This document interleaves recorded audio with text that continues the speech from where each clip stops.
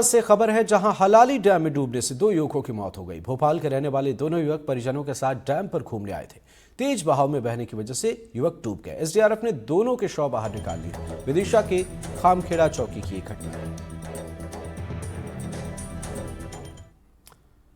दुर्ग police को सफलता हाथ लगी है। पुलिस ने 65 लाख की चोरी के मामले में 10 साल बाद मोस्ट वांटेड को पकड़ लिया है। 2015 में भिलाई इस्पात संयंत्र के प्लेट मिल एरिया से स्पेयर यार्ड से करीब 65 लाख रुपए के 5 महंगे नट चोरी हुए थे। चोरी करने वाले गिरोह के अंतिम फरार आरोपी रवि सोनी को आखिरकार पुलिस ने गिरफ्तार कर लिया है। इस मामले में पुलिस पहले ही 4 आरोपियों को गिरफ्तार कर जेल भेज चुकी है, लेकिन रवि सोनी तब से ही फरार चल रहा था, जिसमें पुलिस ने घेराबंदी कर आखिरकार उसे गिरफ्तार कर लिया है।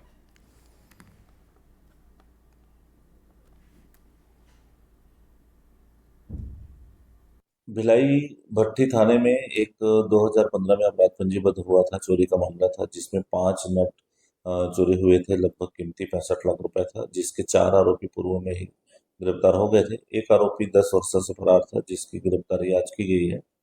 गिरफ्तार कर माननीय न्यायालय में पेश कर जेल दाखिल किया गया। मऊगंज से खबर है जहां पुलिस ने नशा तस्करी के खिलाफ बड़ी कार्रवाई की है। पुलिस अधीक्षक दिलीप सोनी के नेतृत्व में चाक रोड ओवरब्रिज बाईपास के पास एक गांजा तस्कर गिरोह का पर्दाफाश किया गया। गिरोह में 2 महिलाएं भी शामिल हैं, जिनमें 3 अन्य आरोपियों के साथ गिरफ्तार किया गया। पुलिस ने आरोपियों के पास से 20 किलो 900 ग्राम गांजा, 3 मोबाइल फोन और एक बाइक बरामद की।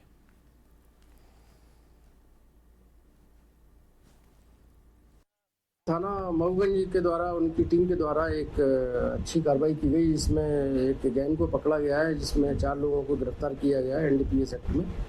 इसमें विनोद गुप्ता और राजेंद्र गुप्ता जो कि मऊगंज के रहने वाले हैं, उनके साथ 2 अन्य महिलाएं थी जो कि सिंगरौली से आई थी।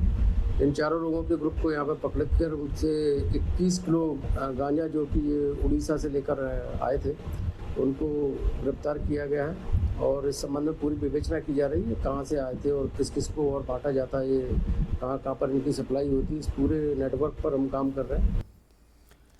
रीवा में हत्या की वारदात सामने आई है, जहां घर में घुसकर एक नाबालिग की हत्या की वारदात को अंजाम दिया गया है। मामला मनगवा थाना क्षेत्र का है, जहां नाबालिग अपने घर के बाहर बनाई गई दुकान में बैठी थी। इस दौरान पड़ोसी युवक नाबालिग के घर पर आया, नाबालिग पर हमला कर दिया। नाबालिग के सिर पर पत्थर से कई बार वार किए। इस दौरान नाबालिग के अलावा घर में नाबालिग की 2 बहनें मौजूद थी। वहीं इस वारदात के बाद युवक ने फांसी लगाकर आत्महत्या कर ली।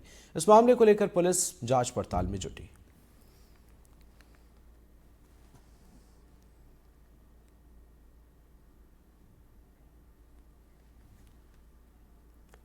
श्योपुर में सरकारी शिक्षक की जमीन पर दबंगों ने जबरन कब्जा कर लिया, जिसका शिक्षक ने जब विरोध किया तो उसके परिवार के ऊपर तमंचा तानकर मारपीट की गई। शिक्षक के खेत पर की गई दबंगई का यह वीडियो अब तेजी से वायरल हो रहा है। देखिए खास रिपोर्ट।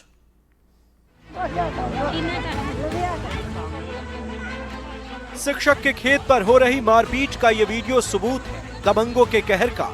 इन दबंगों को कानून का भी खौफ नहीं। ये तस्वीरें उस नाकाम सिस्टम की भी पोल खोल रही हैं, जिसका दम्भ प्रशासन भरता रहा है, यानी कानून का राज। आखिर कहां है कानून का राज? दबंगई की तस्वीरें श्योपुर के देहात थाना इलाके की, जहां रामपुरा डांग में एक सरकारी शिक्षक की जमीन पर हथियारों के दम पर कुछ दबंग कब्जा करने की नियत से पहुंच गए और शिक्षक की जमीन को ट्रैक्टर से जोतना शुरू कर दिया। अपनी जमीन पर कब्जे की जानकारी मिली तो विरोध करने शिक्षक और उनका परिवार मौके पर पहुंच तो गया, लेकिन फिर क्या हुआ, ये तस्वीरें बयां करने के लिए काफी।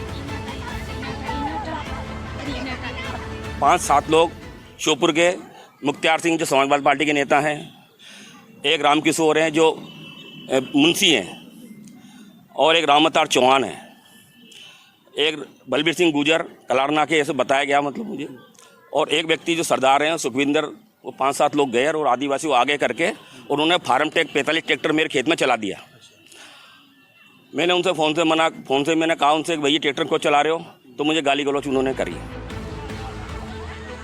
देखा आपने, जमीन किसी और की और दावा किसी और का। बहरहाल पीड़ित ने अपने ऊपर हुए सितम और खेत पर कब्जे की शिकायत पुलिस से कर दी है और देहात थाना पुलिस पीड़ित भरत राठौर की शिकायत पर वायरल वीडियो की जांच के बाद कार्रवाई का भरोसा दे रही है। इस संबंध में रेवेन्यू विभाग के लिए संपर्क कर लिया गया है।